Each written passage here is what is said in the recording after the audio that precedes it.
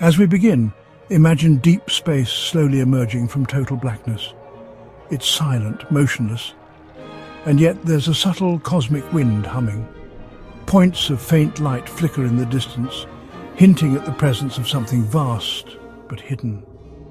Welcome to Belima, the mystery between nothing and everything.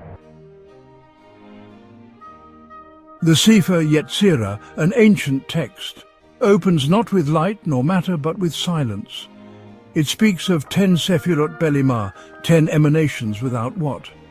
And in the book of Job, chapter 26, verse 7, we encounter something strange and beautiful. He suspends the earth upon Belima. But what exactly is Belima? Is it nothing, or is it something too subtle to name? How does a universe rest upon it? And how can everything be built upon what is not? The Vilna Gaon offers an explanation. Belima is not emptiness. It's a non-substantial order, a framework of divine laws with no mass. It's a structure of relationships before there is anything to relate. He describes it as the invisible geometry of the cosmos.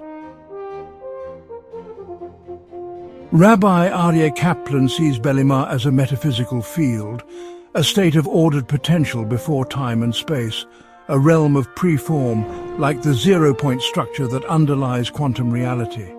Kaplan says they have no substance, but their measure is 10. Belima is the field of measurement itself. And then comes the Arizal, who doesn't ask what Belima is, he declares it. Before there was form, there was only the infinite, Ein Sof. To create, God contracted his light. This is Tzimtzum. And what was left behind? Belima, not chaos, but a structured hollow, capable of receiving form, but not yet giving it. A silence shaped to hold creation. To understand how Belima became a world, we turn to Job 38, where God answers Job with a question. Who set its measurements, if you know, or who stretched a line upon it? This line is not metaphor. The Arizal calls it the Kav, a narrow beam of divine light drawn into the Belima. It is the first boundary, the first law. Who laid its cornerstone? This is the moment when infinity was measured, the moment that creation itself became legal. In this verse, the cornerstone is more than a rock. It is a law that says, from here, structure begins. Every force, every particle, every law of physics. All emerged from the carve drawn into the Belima, exact, measured and governed. Modern physicists marvel that the universe began from a point smaller than an atom, and in a fraction of a second, expanded faster than the speed of light. They describe rapid inflation, unimaginable forces, and a field of nothing that somehow became everything. But still they wonder, why did it happen at all? What governs it? What laws were already there, before matter, before time? They speak in probabilities, but the Arizal was certain. He did not guess, he did not propose, he revealed, God withdrew his light, he taught, leaving behind a hollow, not chaos, but Belima.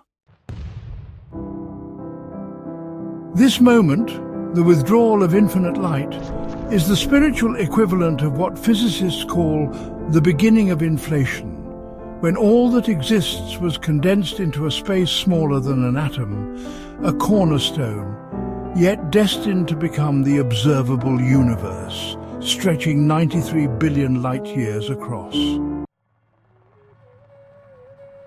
In Job, this journey from point to cosmos is traced through 3 stages. First, a foundation is laid. Who laid its cornerstone? Job 38:6. Then it is swaddled like a newborn. When I made the cloud its garment, and thick darkness its swaddling band. Job 38:9. And finally, it must be restrained like a full-grown force. Thus far you shall come and no farther. Here your proud waves will stop. Job 38:11.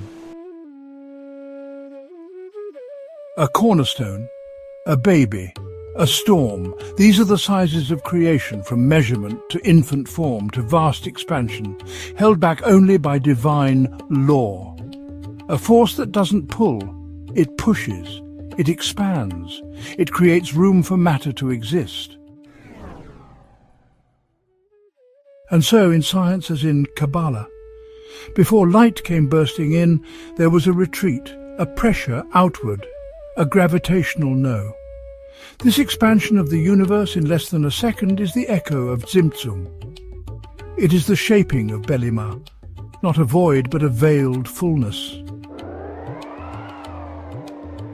The proud waves of energy rush forward, and God says in Job chapter 38, verse 11, "Thus far you shall come and no farther." These waves were not merely poetic, they were real.